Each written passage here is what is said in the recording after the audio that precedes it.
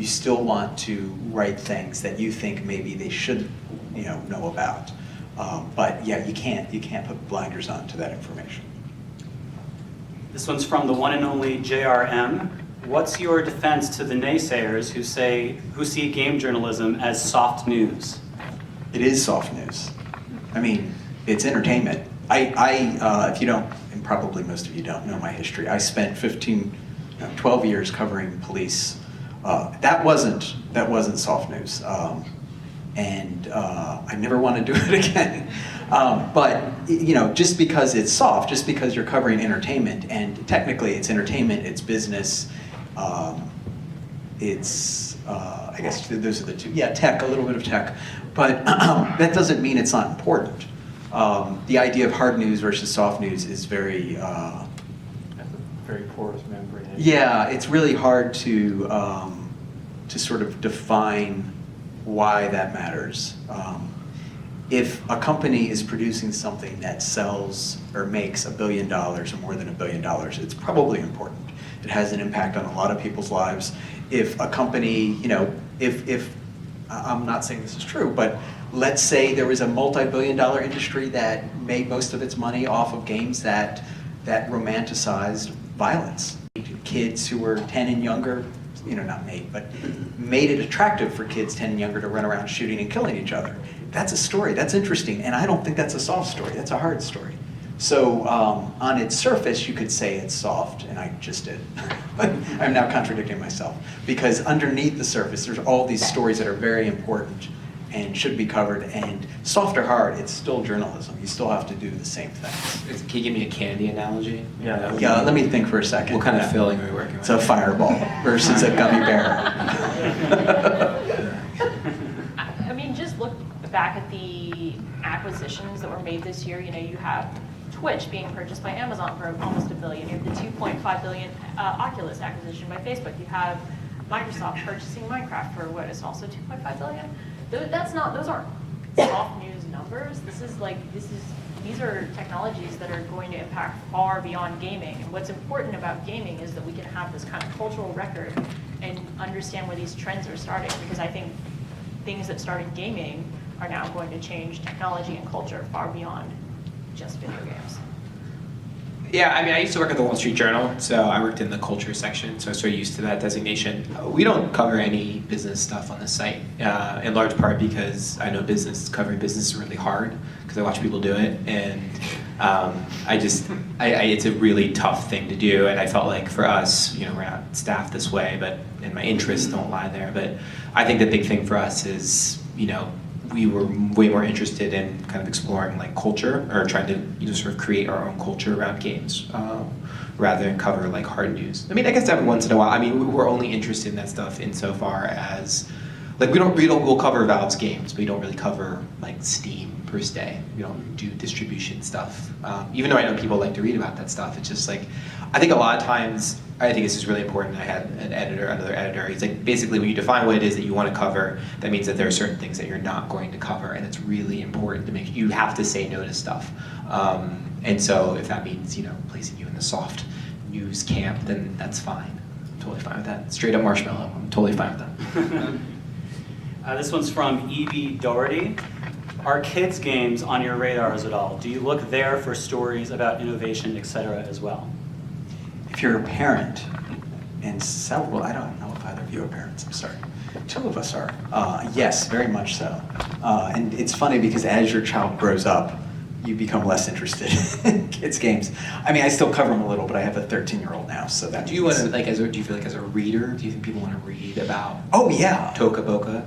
God, yeah, no. I mean, because other parents, and I read, especially when my son was younger, I would read a lot of that sort of coverage, because even though I'm in the industry, I'm constantly I shouldn't say that I'm not. Like, do you read it for the journalism industry? Yeah, but do you read it for like?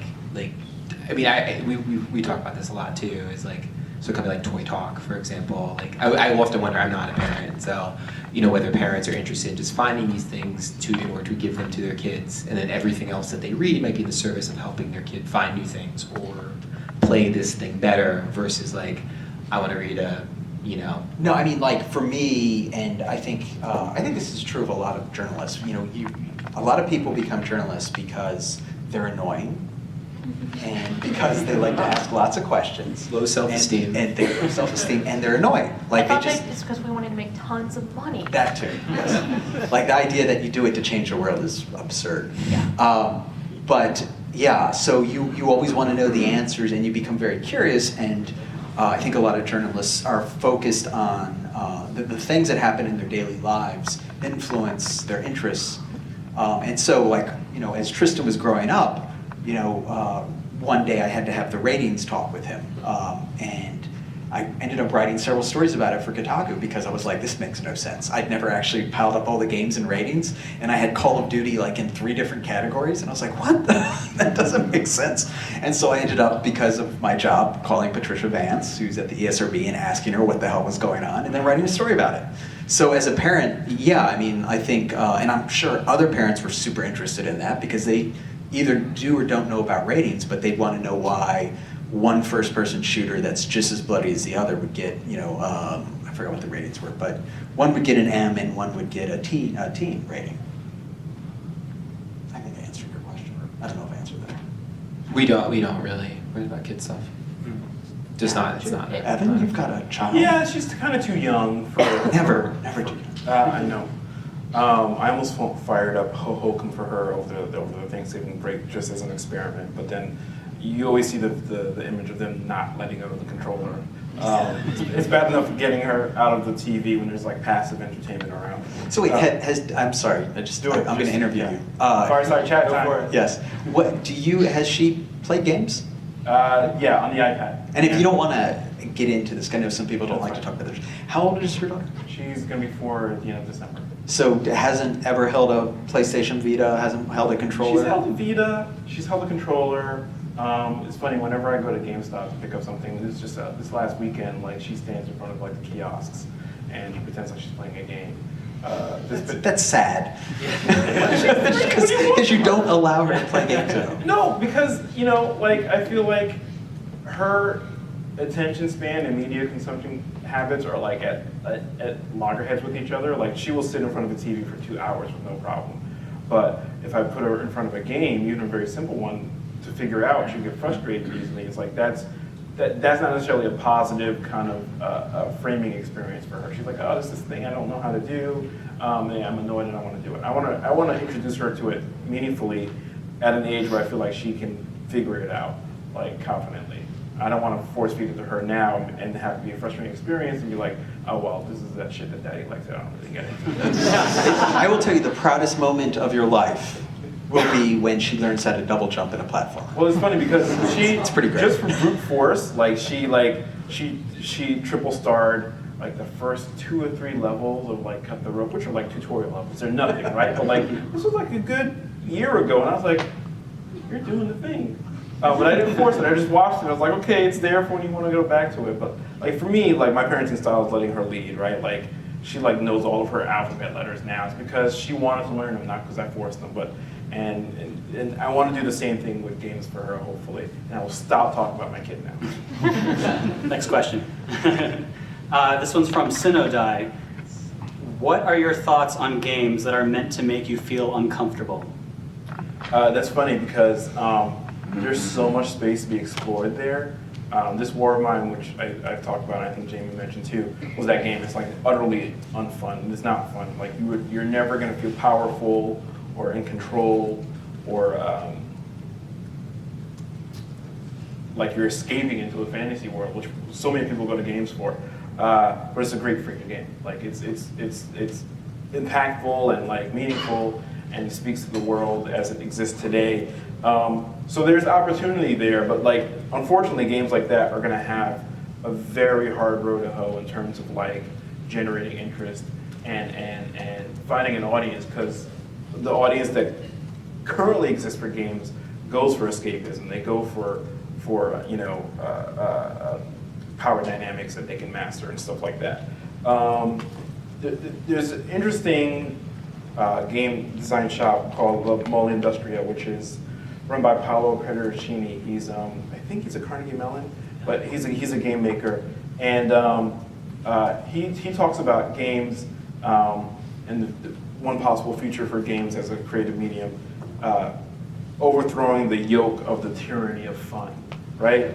And like, you know, like the idea like it has to be fun. It's like, no, it fucking doesn't. It doesn't have to be fun. It has to say something. It has to execute a creative vision. It doesn't have to be fun. There is a game he made after the Newton shootings called the Second Amendment, and you're basically controlling a character with a gun, and you know, for every one enemy you shoot, like 3 more spawn. And it's like, it's the idea that, and it's a politically oriented game. It's a polemic. It's designed to piss people off, you know.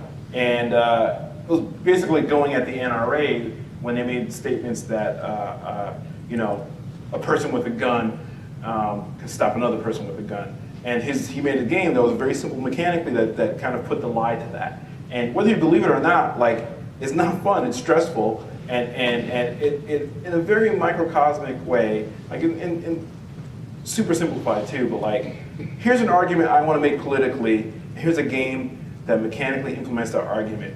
It is not fun because this conversation is not fun in the real world. The consequences of these actors are not fun in the real world. But is it compelling? Hell yes. So yeah, the idea that games have to be fun, they can be like shackles, you know, and if you're a creative person who doesn't necessarily want to explore that kind of thing, by all means, throw those shackles off. Yeah, I have this pet peeve with every game where I want to try to make the developers make their games not fun. So whenever I don't do this anymore, but you know, when I do MMO interviews with MMO developers, I'd say, why aren't you doing permadeath? You need to do permadeath. And they're like, well, no one would play it. Which, by the way, turned out to be wrong, because I think a lot of people like permadeath. But first-person shooters that have PTSD, or, you know, why don't they do those things? And it all does boil down to the fact that it's supposed to be escapism. But I don't think, I don't know, I think there's such a deep rut that has been created by Call of Duty that I can't ever see it getting out of that. Like, I don't think it's ever going to do anything shocking.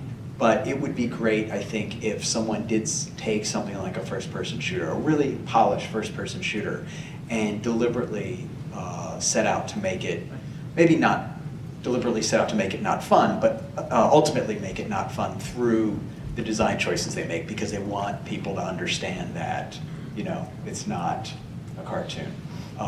And I think there's a place for those sort of games. The question is that place a place that will allow someone to make a living off of making those games? And probably not right now, I don't think. Yeah, I think if you're making unfun games, so to speak, and trying to target them at an audience that wants fun things, I think you're going to have a really hard time. That said, which is, you know, kind of our thing, it's like, let's target people who are going to be more open to a game like this War of Mine, because they're consuming other forms of media that are reflective of those values. And that's going to be way more interesting. I mean, frankly, it's a time thing. It's just going to take time. You know, you look at the early days of film, and like people were just like filming basically taking stage plays and then filming them, or, you know, Grimm's fairy tales, or, I mean, every new medium is some form of escapism. And I think one of the biggest transitions is going to be like this idea of like this question about what is or what isn't a game. Is if you talk to teens, like, they don't really care that much. Like, they don't think about it. It's not a question on their mind. They are interested in something engaging, is interesting. They blur the lines between app and game. They'll blur the lines between fun and compelling.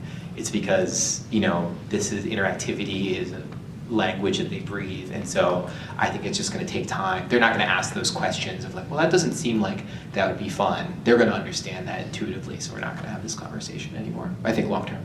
Gotcha. I just want to wrap up with one more question from Twitter, if we can go down the line and answer it. This is from Trust in Play. What's one step a developer can take after this panel to promote their game? Figure out what your story is. Figure out not just the narrative, the plot, and the stuff in your game.